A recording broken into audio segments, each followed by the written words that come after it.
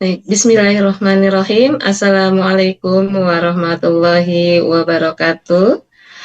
Alhamdulillahirabbil alamin. Wassalatu wassalamu ala asrofil anbiya'i wal mursalin wa ala alihi wa sahbihi ajma'in amma ba'du. Rabbi shrah li sadri wa yassir li amri wahlul 'uqdatam min lisani yafqahu qawli. Amin ya rabbal alamin.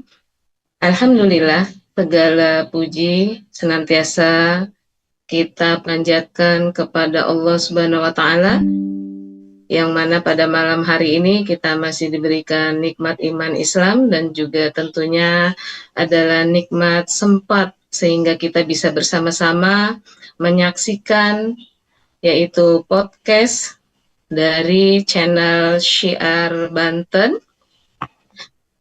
yang tentunya acara ini disiarkan secara langsung oleh channel Syiar Banten, yaitu dalam acara podcast Oasis, obrolan dan analisis seputar Islam.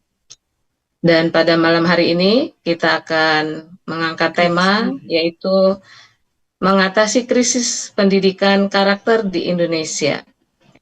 Salawat serta salam senantiasa kita curahkan kepada suri teladan kita Nabiullah Muhammad sallallahu alaihi wasallam beserta keluarga, sahabat dan juga tentunya kita sebagai umatnya kelak di yaumil akhir kita mendapatkan syafaatnya, amin ya rabbal alamin.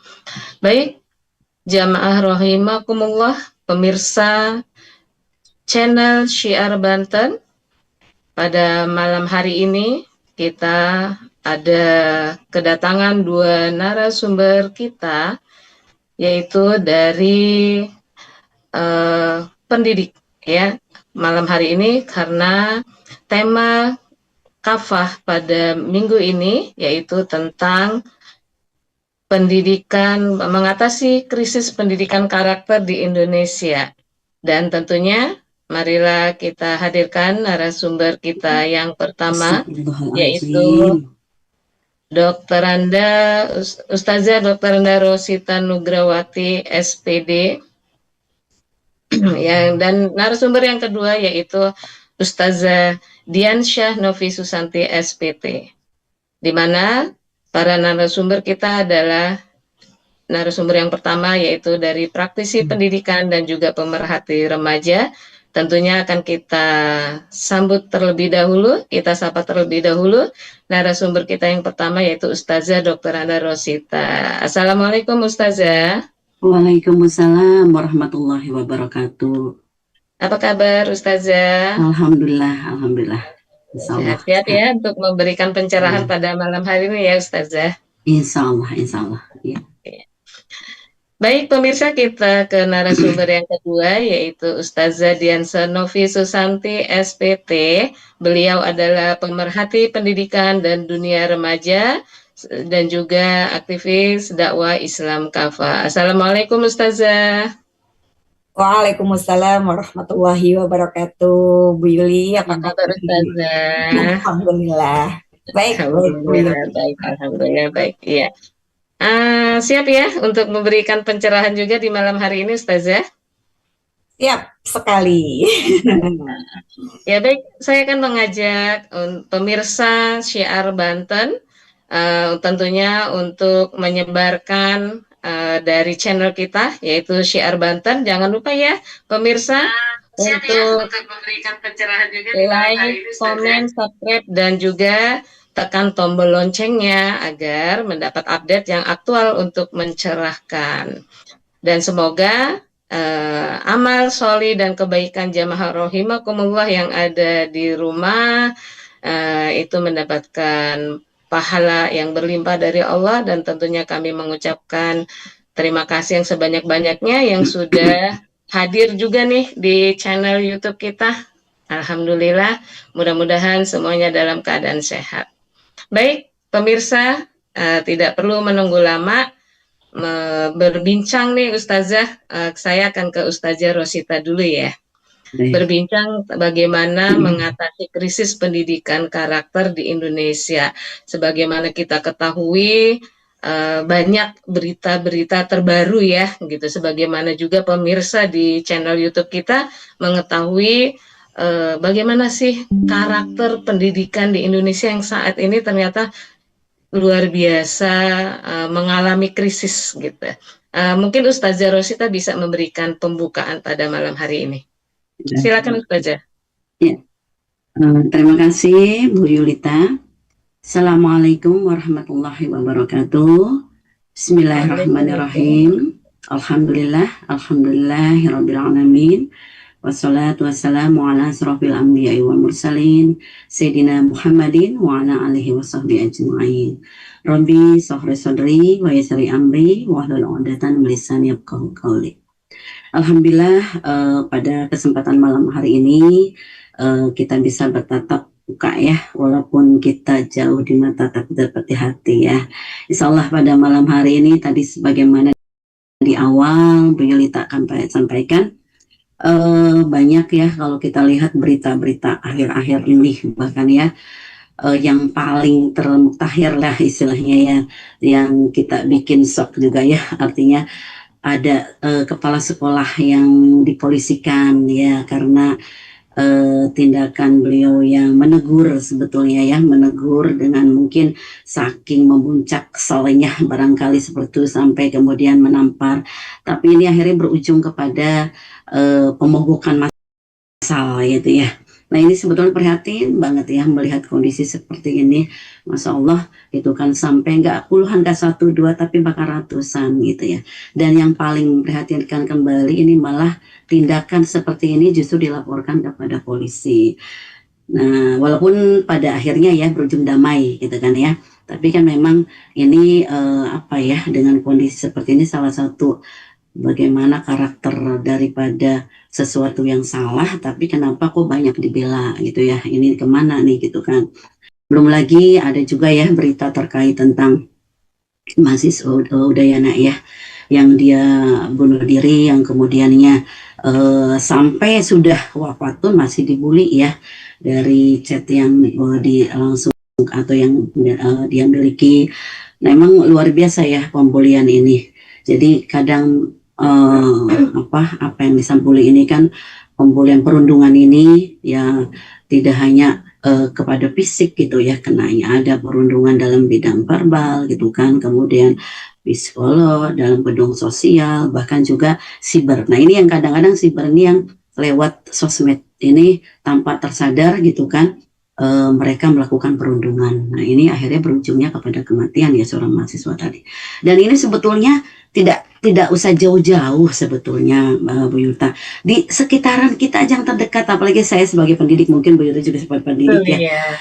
Ini benar-benar gitu ya, artinya karakter anak itu ya, kalau kita lihat makin ke sini tuh dari sisi oke lah kalau masalah kejujuran tuh aduh jauh banget gitu ya.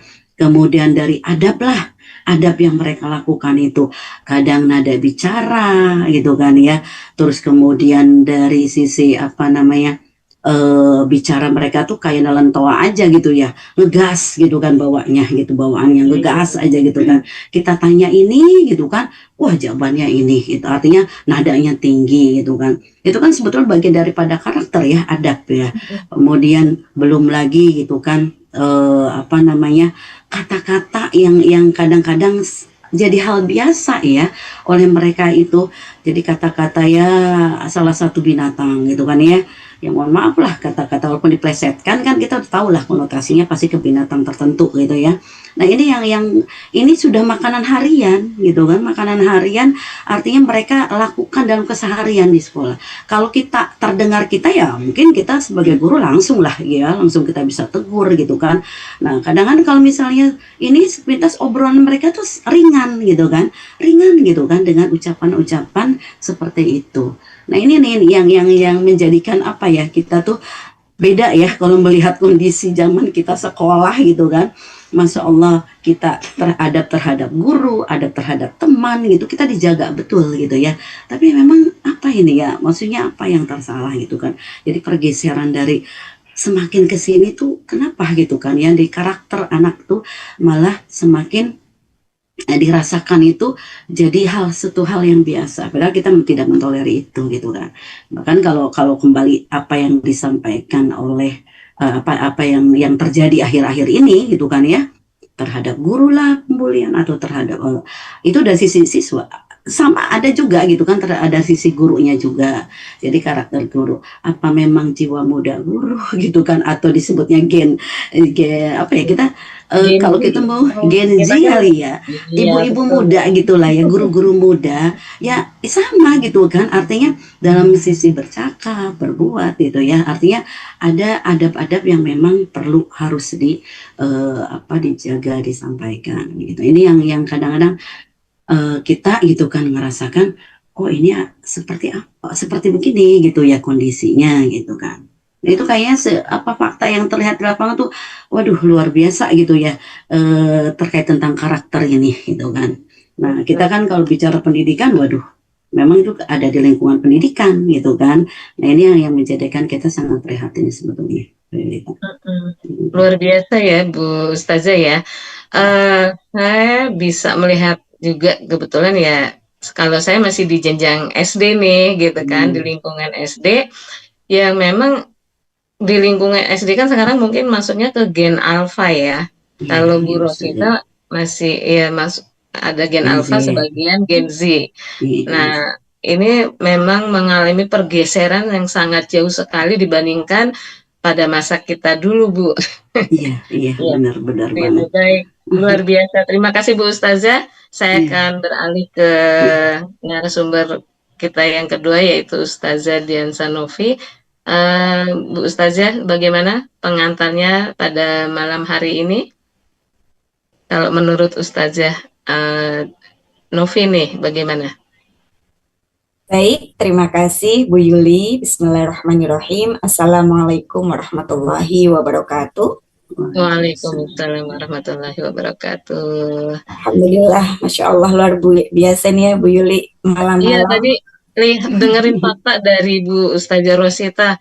Ya Allah, karena memang Bu Rosita ini kan beliau di jenjang SMP nih Bu Novi nih, gitu kan, melihat fakta seperti itu kan ya kita sebagai pendidik tentunya miris sekali ya Ya, ketika melihat memang pergeseran karakter di anak-anak didik kita itu sangat jauh sekali gitu. ya, betul Bu Yuli. Eh, Tema kita menarik karena terkait mengatasi krisis. Kita kalau mengatakan krisis itu kan berarti suatu kondisi yang sedang tidak baik-baik saja dan kita tidak bisa Betul, berpangku tangan gitu ya Bu Yuli ya ya. betul betul. Ya, miris, sedih, prihatin dan kalau kita tidak paham ke arah mana mencari solusinya, bisa jadi kita nanti akan salah arah, salah dalam mengambil sikap. Apalagi tadi disampaikan oleh Bu Rosita ya, fakta-fakta yang begitu bisa kita indra baik di dunia nyata gitu ya, ataupun berseliweran di media sosial. Informasi itu bisa kita terima kapan saja gitu Bu Yuli ya. Betul, betul.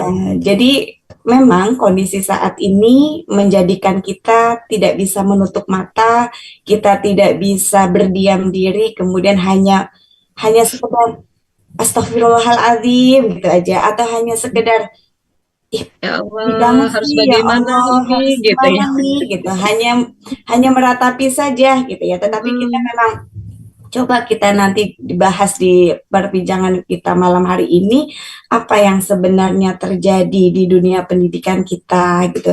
Bukankah kita sudah mendapatkan teladan yang terbaik dalam sebuah sistem pendidikan, eh, ranahnya kalau kita sebagai muslim adalah pendidikan di dalam sistem Islam seperti apa gitu. Nah, kalau mm-mm. kita lihat kondisi generasi kita saat ini, kualitas generasi berarti itu adalah output dari sistem pendidikan. Gitu nggak Bu Yuli? Betul, betul, betul sekali. Ya, jadi generasi yang kita lahirkan saat ini itu adalah output dari sistem pendidikan yang ada. Lagi nanti Mm-mm. kita bahas bersama-sama apakah sistem pendidikan kita itu sudah mampu mencetak generasi yang kita inginkan seperti hanya di tujuan pendidikan Indonesia gitu Iya, ya. iya. Ya, Mewujudkan generasi yang Kasih berilmu ilmu. gitu kan, yang cerdas dan sebagainya. Sementara di kondisi kita saat ini tidak memungkiri era digitalisasi. gitu ya. Informasi bisa masuk melalui kita tuh dengan mudahnya, dengan cepatnya. Kalau kita tidak bisa menyaringnya, itu semua informasi bisa masuk. Kita tidak punya filter gitu ya. Apa saja bisa dijadikan konten tanpa kemudian melihat itu baik buruknya, manfaat atau tidaknya, asalkan trending, asalkan viral. Dan ini sebenarnya nggak menjangkit di dunia pelajar saja, bahkan bisa jadi di dunia Di pendidikan seluruh seperti lini itu. di Ya, seluruh ya di ya, di seluruh seluruh lini generasi seperti itu ya ya, Ibu Yulia. Jadi iya inginnya trending, inginnya viral, yang kemudian tanpa kita sadari ini menjadikan ada pergeseran moral karena tidak adanya filter, tidak adanya saringan yang kita tuh patokannya sebenarnya apa sih ketika melakukan aktivitas baik di dunia maya ataupun di dunia nyata. Nah, ini yang tentunya gitu ya kita akan coba gali bersama-sama apa sebenarnya yang salah di dunia pendidikan kita, apa yang harus diperbaiki, dan nanti kita akan bicara bagaimana Islam punya solusi. Nah, seperti itu. Kalau Insya kita Allah mindsetnya berbicara terkait Islam nih Bu Yuli nih, iya karena Islam benar kan sudah pasti ya, sudah pasti iya sempurna, sudah pasti keren, sudah pasti memberikan solusi yang paripurna. Itu Insya Bu Allah Yuli. ya betul sekali Bu Novi. Luar biasa pembahasan malam hari ini. Jadi pemirsa yang ada di channel Syiar Banten, ya jangan lupa berikan like-nya supaya dakwah kita terus berjalan. Nah, kita kembali ke topik ini, Bu Ustazah Rosita. Sebetulnya apa sih yang menjadi penyebab dari krisis moral pendidikan kita saat ini, Bu Ustazah? Iya. Kalau kita melihat ya, ada beberapa faktor sebetulnya ya, artinya faktor yang kenapa sih kondisi ini semakin ke sini bukan semakin baik. Kalau tadi disampaikan oleh Bu Novi kan ya, terkait mungkin ya pergeseran nilai, kemudian dari sisi bagaimana keberadaan si orang tua. Nah ini juga menjadi faktor ya. Jadi ada beberapa faktor. Di antaranya mungkin ya yang pertama bisa jadi faktor keluarga. Kita akan bicara kalau misalnya melihat faktor keluarga.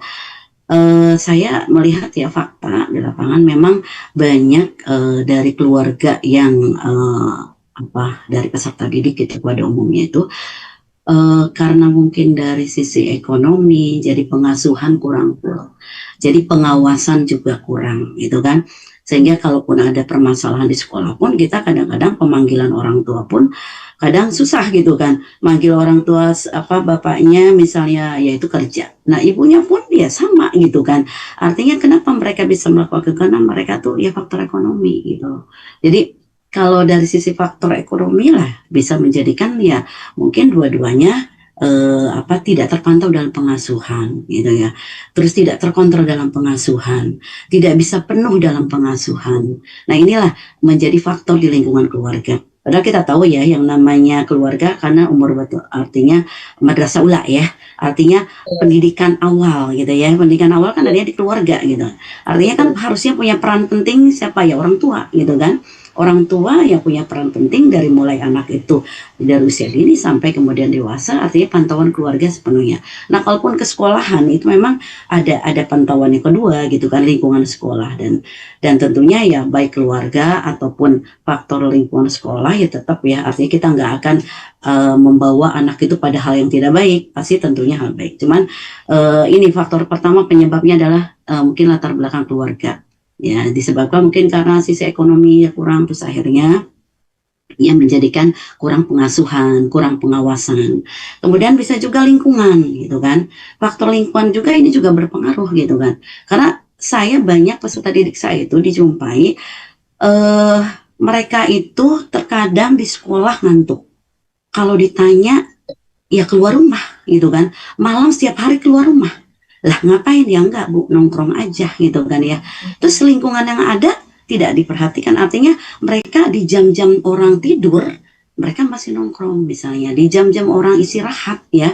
Mereka artinya masih gitu kan, jam 11, jam 12, bahkan ada orang tua juga yang kemudian berterang gitu kan, susah anaknya untuk diatur, susah anaknya untuk padahal kalau kita ngelihat program pemerintahan sekarang ya, artinya pembelajaran mendalam itu kan ada 7 kebiasaan ya yang harus diindikan, tidur malam gitu kan, pengawasan juga gitu kan, tidur jangan tidur harus lebih cepat gitu, bangun pagi gitu kan ya. Nah itu kan sebetulnya iya, itu kan sebetulnya sudah ada apa yang namanya himbauan seperti itu gitu kan ya. Tapi kembali tadi ya pihak keluarga tidak atau lingkungan juga tidak memperhatikan penuh gitu kan ya. Artinya masih ada keliaran anak-anak di luar tanpa ada pemerhatian. Kemudian yang paling bahaya ini, bukan bahaya, apa ya istilahnya, yang paling berpengaruh banyak yaitu adalah yang ketiga nih. Artinya gadget ya, HP. Bahkan orang bilang ini sebetulnya setan gepeng gitulah sebutannya gitu ya. Karena apa? Dari HP ini aduh luar biasa ya. Kalau kita perhatikan ya, ini memang ada sisi positif, ada sisi negatif, ada manfaat, ada mudaratnya. Tapi kalau dipikir lebih banyak daripada mudaratnya bagi anak-anak yang tanpa kontrol ya. Nah itu apa yang terjadi? Itu tadi. Jadi mereka tuh dengan games yang mereka lakukan, banyaklah game-game yang dari sisi apa yang mereka lakukan dengan gamenya itu bahasa game, atau contoh adalah ada namanya game apa ya, misal Mobile Legend atau game Roblox ya. Nah itulah game kayak gitu sampai sahut-sahutan itu sampai gimana ya, artinya bahasa-bahasa yang dikeluarkan itu gitu kan ya, bahasa kekerasan gitu kan, bahasa ancaman. Nah, itu dan itu dibawa gadget itu, mereka tuh bisa tahan melek sampai berjam-jam dalam permainan game. Nah ini kan faktor-faktor inilah yang akhirnya berpengaruh gitu kan kepada membawa mereka jadi akhirnya ucapan terbawa kasar, karakter pun akhirnya menjadi seperti itu juga gitu kan. Kemudian ini yang paling berpengaruh gitu kan. Nah ini kadang di sekolah pun, karena di sekolah kami memang tidak ada pelarangan ya. Jadi pelarangan di kelas 7 aja karena orang tua nuntut tidak boleh bawa HP. Kelas 8, kelas 9 masih gitu. Nah ini yang kadang-kadang kita greget gitu ya. Kita baru selesai gitu kan ya, istirahat mereka tuh nggak buru-buru makan lah atau apa, langsung pegang HP-nya, langsung ini main kelompokan kayak gitu ya. Ya Allah gitu kan ya. Nah ini sampai akhirnya mereka nggak tersadar apa yang diucapkan itu, ada di hadapannya ada guru atau apa, mereka nggak tersadar. Jadi ngomong tuh ya akhirnya terbawa kasar, terbawa dia tidak bisa membedakan, artinya adab terhadap guru pun ya terbawa lah gitu ya.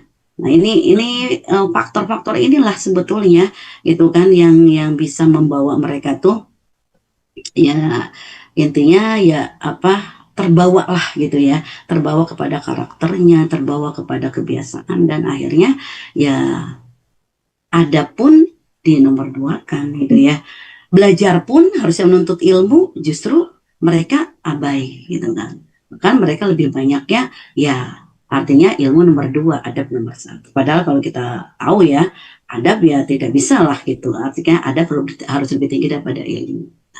Itu jadi seperti itu ya Bu Yulta ya, kalau melihat di lapangan itu tiga faktor inilah gitu ya yang memang menyebabkan bisa jadi kondisi mereka ya artinya ada pergeseran dari karakternya gitu kan, dari adab yang mereka miliki, moral ya. Padahal kan sebetulnya kan tujuan dari pendidikan ini adalah membentuk tentunya generasi yang memiliki adab yang baik kan Bu gitu ya. Tetapi ternyata memang dari fakta yang ada di sekitar kita ini yang terjadi adalah justru malah terjadi krisis moral di dunia pendidikan seperti itu. Baik, Masya Allah ya, luar biasa. Baik, kalau menurut Ustazah Novi nih, sebetulnya dari penyebab-penyebab tadi yang sangat luar biasa, walaupun kita ketahui bahwa sekarang itu kan eranya era digitalisasi ya Bu. Cuman memang ternyata anak-anak didik kita itu belum siap gitu, belum bisa memfilter mana yang harus mereka ambil, mana yang harus mereka buang seperti itu. Nah, kalau menurut Ustazah Novi, sebetulnya akar masalah dari krisis pendidikan ini apa ya Ustazah? Ya, baik Bu Yuli. Kalau kita melihat berbagai problem yang ada di sekitar kita, kemudian tadi juga disampaikan beberapa faktor yang memang relate banget gitu ya, atau memang nyata adanya baik dari keluarga, dari lingkungan, dari teknologi dan sebagainya. Kalau saya melihatnya seperti ini, sebuah karakter gitu ya, karakter seseorang itu tidak akan terwujud secara tiba-tiba, begitu nggak Bu Yuli? Pasti ada proses yang kemudian bisa membentuk karakter seseorang. Nah, pada dasarnya gitu ya, manusia diciptakan oleh Allah itu kan sama ya Bu Yuli ya. Baik, Iya, ibaratnya gini, kalau tadi ada Gen Z, milenial, Gen Alpha, baby boomer dan iya, sebagainya, itu kan sebenarnya memang upaya Barat yang ingin mengkotak-kotakan gitu ya, generasi itu di kelompok-kelompokkan seolah agar ya sudah kalau Gen Z memang alanya Gen Z ya seperti ini gitu kan, alanya eh, Gen misalnya Alpha, milenial, proses milenial. mendidiknya dengan cara VOC gitu ya. Kalau kita menyebut sekarang ya Betul. keras, jangankan cuma diingatkan begitu sudah marah dulu kita loh ya. Penghapus itu melayang itu nggak masalah, nah seperti itu. Iya, Sebenarnya betul. bukan ini yang kemudian kita jadi terpatok pada pengkotak-kotakan atau pengklasifikasian generasi, karena Allah menciptakan manusia gitu ya itu sama dari mulai Nabi Adam sampai nanti manusia yang terakhir itu ya punya potensi, punya kebutuhan hajatul udawiyah atau kebutuhan jasmani yang sama antara manusia yang satu dengan yang lainnya. Lah ketika sebuah karakter dalam suatu negara itu kok kemudian muncul dan ini menjadi bahan yang perlu kita evaluasi, bahan yang perlu kita amati, kita cari solusinya. Berarti ada sesuatu nih Bu Yuli, ada sesuatu yang memang mendasar, sesuatu yang sistemik yang tidak bisa kita rubah hanya dengan mengganti kurikulumnya atau hanya Betul. mengganti apa? Ganti gurunya, ganti apa lagi? Ganti Betul. metode pengajarannya. Itu kan ya. Ya, Kan seperti itu. Biasanya biasanya kita nih ya Bu Yulia, kalau misalnya ada problem apa, nanti solusinya, oh tingkatkan literasinya. Ada hmm, problem apa, tingkatkan numerasinya. Ada problem apa, diganti aturan dan sebagainya. Akar permasalahannya adalah kalau kita mengacu pada sebuah sistem gitu ya, yang mampu mewujudkan suatu pendidikan yang mampu melahirkan generasi yang cemerlang gitu ya, yang cerdas, yang punya akhlak, yang punya adab. Ini adalah karena adanya pemisahan agama dari kehidupan. Sebagaimana kita ketahui, Allah menurunkan Islam gitu ya untuk kita seluruh umat manusia itu dengan seperangkat aturannya. Dan di dalam mengatur generasi, dalam membimbing generasi, dalam membina generasi itu ya ada aturannya di dalam Islam. Sebagaimana kita gitu ya ketika akan berbicara tentang pendidikan berarti kita merujuk kepada sebenarnya tujuan arah pendidikan yang Allah inginkan itu seperti apa gitu kan ya.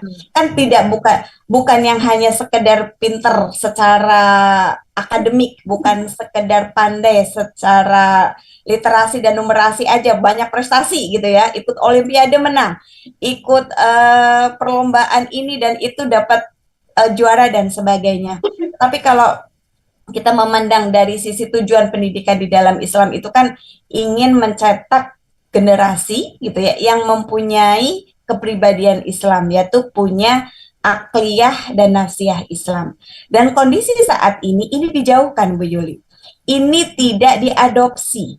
Justru ini disingkirkan, dipinggirkan, inilah yang kita sebut sebagai sistem pendidikan sekuler, memisahkan agama dari kehidupan. Jadi ketika nanti Bu Rosita mengajar di sekolah, apalagi sekolah umum gitu ya, Iya. ya jangan bawa-bawa Islam. Hmm. Bu Yuli juga begitu, ketika mengajar iya, anak-anaknya di sekolah SD, jangan bawa-bawa aturan agama Allah gitu ya. Bu Yuli fokus sama materi pembelajaran yang ada di sekolah gitu.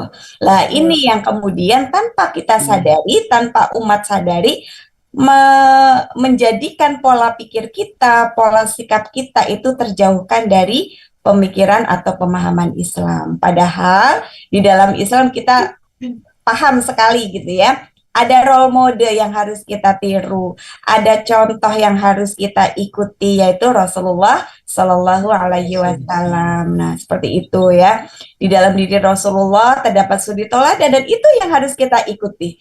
Kalau kita memang itiba terhadap Rasul, kita cinta terhadap Rasul, kita menginginkan generasi kita itu adalah generasi yang faham akan ilmu sains, teknologi, kemudian moralnya juga bagus gitu ya. Jadi faham ilmu umum, mengerti juga tentang bagaimana bahasa Arabnya, fikihnya, tasawufnya seperti itu, maka kita ikuti apa yang Rasulullah bawa. Dan kondisi ini saat ini tadi yang seperti saya sampaikan terjauhkan dari sistem pendidikan kita di Indonesia saat ini. Lah ini kan bisa jadi tidak atau belum diterapkannya sistem pendidikan yang seperti hanya Rasulullah telah contohkan dalam sistem pendidikan Islam karena umat belum menyadari ini, Bu Yuli, belum menyadari, belum memahami sehingga ketika menuntaskan suatu permasalahan hanya sebagian-sebagian saja, hanya sepotong-sepotong saja. Bu Yuli, Pak, ini ya mengindra bagaimana kecerdasan AI gitu ya, artificial intelligence gitu kan. Iya, karena Bu Ustazah ya luar biasa sekali memang ketika tadi kita lihat ternyata akar masalah dari krisisnya pendidikan kita saat ini itu ternyata memang jauhnya Islam itu dari pendidikan kita ya. Dan kita lihat sekarang memang di dunia pendidikan itu sangat memisahkan sekali dari yaitu tadi antara kalau kamu mau ngajar IPA ya udah fokus dengan IPA-nya saja gitu, jangan kaitkan dengan Islam gitu karena harusnya kan gitu kalau di dalam Islam tadi yang kata Bu Ustazah bilang bahwa di setiap pelajaran itu ya harusnya diintegrasikan seperti itu ya dengan akidah kita ya. Ya, Masya betul Bu Yuli. Jadi nggak dipisahkan gitu, nggak dipisahkan antara Islam dengan sistem pendidikan. Jadi nanti nggak akan dilahirkan yang begini Bu Yuli, nggak akan dilahirkan generasi yang pintar, pandai dalam sains, ilmu teknologi, tapi kemudian niradab, moralnya lemah, akhlaknya rendah, nggak yang seperti itu. Karena nanti Bu Yuli bisa gitu kan. Bagaimana ketika menyampaikan pelajaran sains di situ dikaitkan dengan bagaimana Allah menciptakan alam semesta kan gitu ya. Nah, artinya ada pondasi yang memang harus kita tanamkan kepada generasi kita, yaitu pondasi berdasarkan akidah Islam. Guru pun seperti itu. Guru juga kita kan nggak hanya menuntut anaknya yang punya adab dan moral yang baik ya Bu Yulia. Iya betul. Tapi semua sivitas yang ada di lingkungan pendidikan, baik di sekolah, baik di kampus, ataupun lembaga pendidikan yang lainnya, bahkan masyarakat secara umum, mereka juga punya pemahaman Islam yang sama, mempunyai dasar ketika melakukan suatu perbuatan, itu dasarnya adalah berdasarkan akidah Islam. Nanti bisa dihasilkan generasi yang memang faqih fidin gitu ya, paham agama, paham ilmu sains dan juga teknologi, nggak ketinggalan zaman gitu, cerdas, pintar gitu ya, nggak hanya sekedar sekarang cepat mendapatkan informasi, pintar menjawab soal, tapi rendah dalam menganalisa, rendah dalam meneliti suatu pengetahuan karena tadi ya kalau dikaitkan dengan kecerdasan intelijen itu tadi yang kemudian mereka itu mudah mencari jawaban dari ChatGPT, dari Gemini yang seperti itu, mereka jawabannya cepat tapi kemudian nggak peduli itu benar atau salah gitu ya, atau mampu menganalisa secara baik atau tidak. Dan ini tentunya kita nggak menginginkan generasi kita seperti ini, gitu Bu Yuli. Masya Allah luar biasa sekali. Itu tadi ya pemirsa yang ada di rumah, jangan lupa ikuti terus kami. Dan ternyata tidak terasa nih Bu Ustazah, Bu Ustazah Rosita, Bu Novi, ternyata jam sudah menunjukkan pukul 20.47, ya tentunya kami mengharapkan nih bagaimana sih sebetulnya dari topik ini nih, bagaimana mengatasi krisis pendidikan karakter di Indonesia. Tadi sudah disampaikan bagaimana faktanya, ya kan?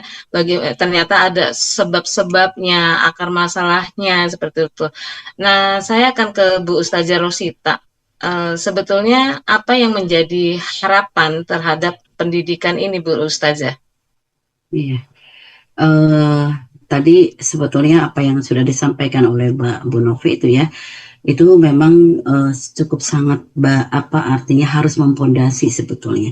Harus ada dalam diri karakter di semua, baik itu pendidik ataupun artinya peserta didik gitu kan ya, di anak-anak kita. Nah ini yang landasannya gitu kan ya, yang memang kalau kita bicara terkait tentang Islam, apalagi kita sebagai umat muslim gitu kan, memang ini harus jadi landasan gitu kan. Harapan saya sih ya sebetulnya landasan inilah yang harus dikuatkan, yaitu apa, landasan dengan keimanan, dan keimanan ini ya mungkin cerminan daripada akidah yang kuat gitu. Jadi akidah yang kuat inilah memang harus kita bentuk.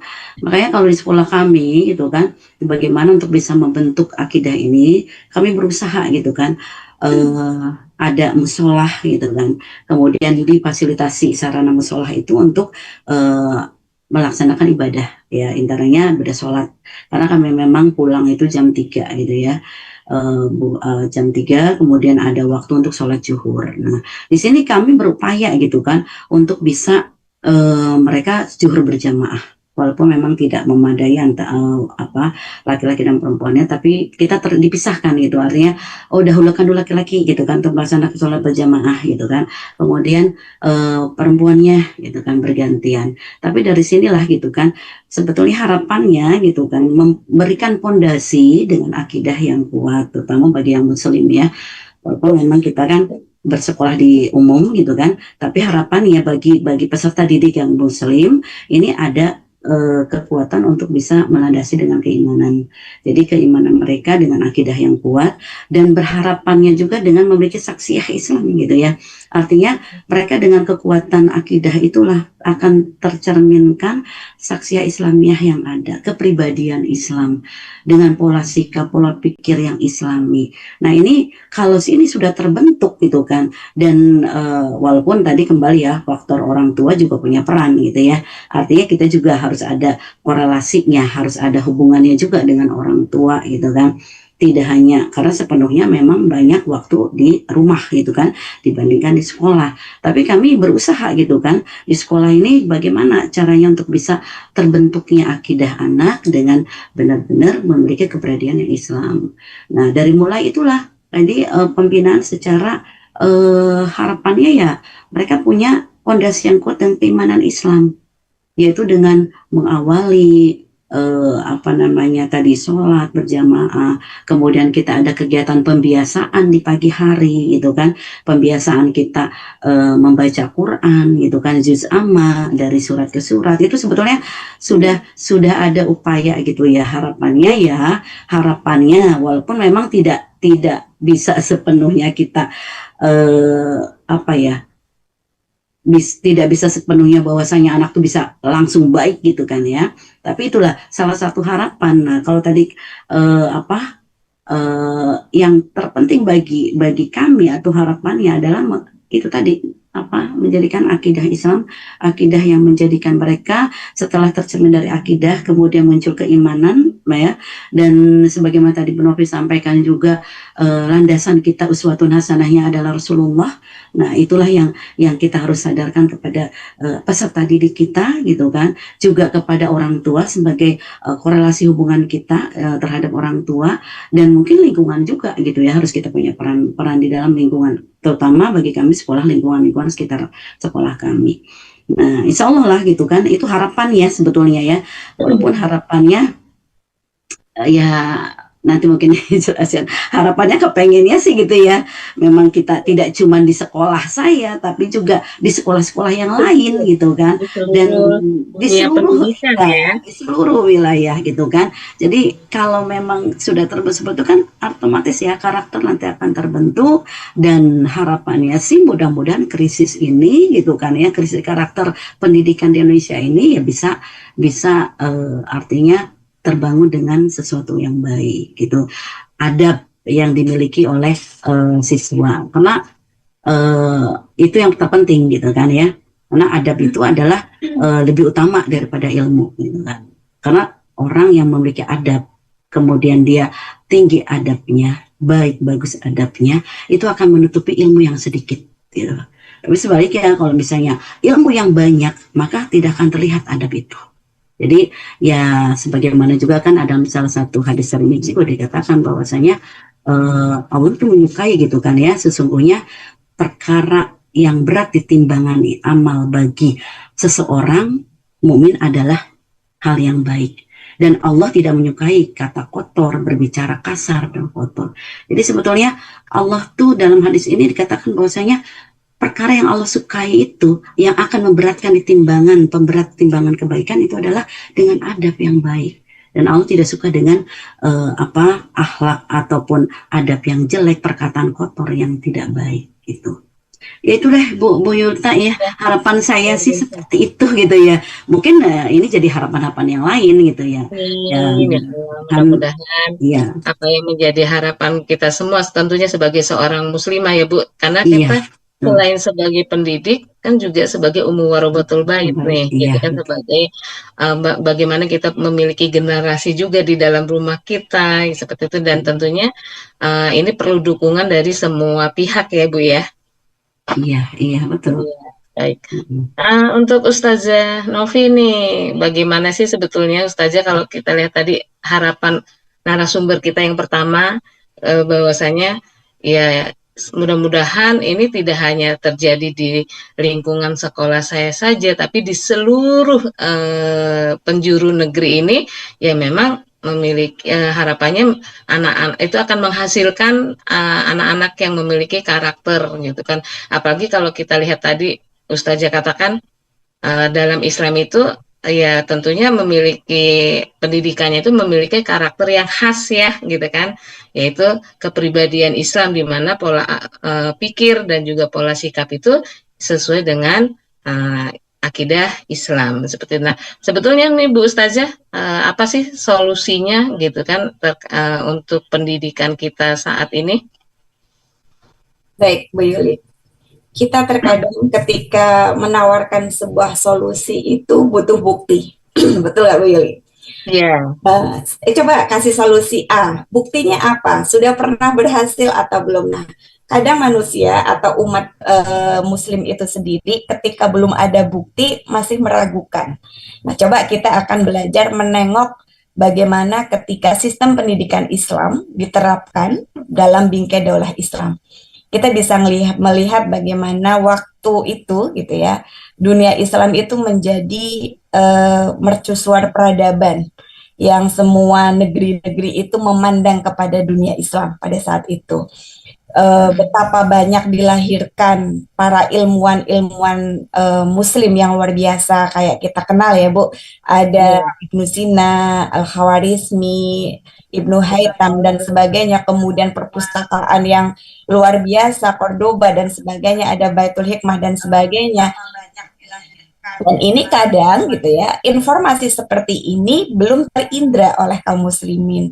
Jadi ketika akan ditawarkan solusi yang paripurna yaitu diterapkannya sistem Islam, belum mampu menjangkaunya. Dan insya Allah melalui media kita malam hari ini, kita bersama-sama menyampaikan kepada umat bahwasanya ada loh sebuah sistem pendidikan yang keren banget gitu ya, yang pernah berjaya, yang pernah diterapkan selama ribuan tahun gitu ya, yang kemudian menghasilkan karakter generasi Muslim yang tangguh. Saya gambarkan dulu, sebenarnya karakter generasi Muslim itu harusnya bagaimana? Karakter generasi Muslim itu harusnya adalah generasi yang pejuang. Kalau generasi pejuang bagaimana? dia menyadari Islam itu adalah agama yang benar, maka dia akan mempelajarinya, akan mengamalkannya dalam kehidupannya, gitu ya. Kemudian dia akan berani dalam hal menyampaikan kebenaran. Jadi ketika akan melakukan suatu perbuatan, beraninya bukan untuk bullying, bukan untuk tawuran, tapi memang membela kebenaran. Ketika Islam dihinakan, kaum muslimin, saudara kita itu dilecehkan, digenosid dan sebagainya, akan muncul rasa berani itu memang lahir dari keimanan, seperti itu. Kemudian solidaritas yang muncul juga bukan solidaritas karena banyak-banyakan. Nggak peduli benar atau salah, tapi memang yang dibela itu adalah yang benar, yang bagaimana Islam mengaturnya. Nah, karakter generasi Muslim yang baik itu juga dia punya penguasaan ilmu pengetahuan dan sakofah. Ini tentunya tercermin kepada generasi yang rajin belajar, nggak males-malesan, nggak bolos gitu ya. Kemudian tidak ada generasi rebahan ya. kalau sekarang tuh kok males belajar, senangnya rebahan. Kalau karakteristik generasi Muslim nggak seperti itu, giat belajar, konsisten gitu. Nah, generasi semacam ini itu bisa diwujudkan dalam sebuah sistem pendidikan Islam. Siapa yang bisa menerapkan ini? Bu Rosita pingin banget, mungkin teman-teman yang lain atau kaum muslimin yang lain juga menginginkan hal yang sama. Tapi problemnya, sistem pendidikan Islam juga harus diterapkan dalam sistem Islam. Nggak mungkin, Bu Yuli, gitu ya. Kita menerapkan sistem pendidikan Islam di sistem demokrasi liberal kapitalis saat ini. Matching nggak kira-kira? Kurang pas. Sulit gitu ya. Bu Rosita pingin baik, Bu Yuli pingin baik. Sementara ada sekolah lain, lembaga pendidikan lain yang nggak sinkron, nggak nyambung, nggak setuju dan sebagainya. Maka disinilah pentingnya negara ketika menyelenggarakan suatu pendidikan, merujuklah kepada bagaimana Islam mengaturnya, yaitu sistem pendidikan Islam. Negara punya tanggung jawab. Negara concern terhadap pendidikan, perhatian terhadap generasi, nggak abai, ya nggak abai. Perhatikan apanya, infrastrukturnya, bangunannya, gitu kan Bu? Mungkin laboratoriumnya, perpustakaannya, kemudian kualitas gurunya. Kualitas guru tuh nggak hanya guru yang punya gelar S1, S2, profesor atau punya jabatan apa gitu ya. Tapi kemudian diperhatikan juga bagaimana kualifikasi guru dan kesejahteraan gurunya juga itu mempengaruhi, Bu Yuli. Iya kan? Di dalam betul. Kalau gurunya sibuk sudah mengajar jam padat, tapi kemudian di luar rumah masih disibukkan untuk menambah maisha, menambah nafkah dan sebagainya, fokus guru, konsentrasi guru juga akan buyar. Belum beban administrasi di sekolah. Pasti Bu Rosita dan Bu Yul juga memahami, setiap habis ngajar, mengisi berbagai macam aplikasi gitu kan, belum ngejar sertifikasi, ini itu ujian dan sebagainya. Dan ini juga harus diperhatikan oleh negara. Sistem kurikulumnya, kurikulum yang dibentuk atau yang diterapkan adalah kurikulum yang memang mampu menciptakan generasi yang tadi mempunyai kepribadian Islam. Jadi nggak hanya sekedar digonta-ganti kurikulumnya, tapi dilihat bagaimana seharusnya akidah Islam menjadi landasan kurikulum, kemudian tahapan-tahapan belajarnya itu disesuaikan sesuai umur, ilmu, pengetahuan, sakofah, dan yang lainnya juga disampaikan. Yang jelas anak didik kita atau lingkungan pendidikan kita senantiasa disadarkan bahwa kita itu adalah hamba Allah yang diciptakan oleh Allah untuk beribadah kepada Allah dan akan dimintai semua pertanggungjawabannya di hadapan Allah. Dengan demikian, maka negara akan menyediakan semua fasilitas yang dibutuhkan untuk membantu generasi ini dengan totalitas. Tidak hanya sekedar mengejar target turun dana untuk hanya sekedar makannya saja ya, makan bergizinya saja, tapi lupa bukunya nggak disiapin, lupa dengan kesehatannya, lupa dengan keamanannya. Jadi semua tuh saling bersinergi. Oh, berarti nggak hanya sistem pendidikannya saja yang Islam, nggak bisa Bu Yuli. Harus semuanya. Sistem politiknya ya harus merujuk pada Islam, sistem keamanannya. Kalau sistem pendidikannya baik tapi nggak sehat, anaknya gimana? Bisa sekolah nggak? Nggak bisa ya. Nggak bisa sekolah, berarti itu kan harus sesuatu yang saling terintegrasi, kemudian yang bisa menjalankan ini adalah negara. Sekolah per sekolah itu ya nggak mampu, baik sendiri itu nggak bisa. Jadi Islam itu dicontohkan oleh Rasulullah pada masa beliau kemudian kekhalifahan sampai pada runtuhnya Islam pada saat itu di tahun 1924, semua diterapkan dalam bingkai Islam, sistem Islam yang secara keseluruhan diterapkan sistem Islam. Jadi nggak sepotong-sepotong, nggak hanya bagian-bagian tertentu saja yang kemudian diterapkan Islam, tapi secara keseluruhannya. Nah, insya Allah kalau dengan sistem Islam diterapkan dalam sebuah bingkai negara, kemudian pemimpin bertanggung jawab untuk meriayah, untuk menjamin pendidikan, menjamin kesejahteraan, menjamin keamanan semua warga yang ada di dalam negara itu, insya Allah mewujudkan karakter generasi muslim yang tangguh, yang bersaksiah Islam, yang generasi pejuang akan segera bisa terwujud. Masya Allah, sangat luar biasa sekali Bu Ustazah. Sayang sekali ternyata kita ada di penghujung acara. Terima kasih untuk Ustazah Rosita, terima kasih juga untuk Ustazah Novi yang sudah memberikan pencerahan pada malam hari ini. Sayang sekali sebenarnya saya masih pengen banyak lagi nih yang akan digali nih gitu kan. Ternyata waktu sudah membatasi kita. Alhamdulillah luar biasa pembahasan malam hari ini ya Bu Ustazah. Mudah-mudahan kita bisa bertemu lagi di momen-momen berikutnya, di podcast berikutnya. Sangat menarik sekali dan mudah-mudahan keberkahan untuk Ustazah Rosita dan Ustazah Novi. Amin. Baik pemirsa Syiar Banten, sampai di sini dulu perjumpaan kita.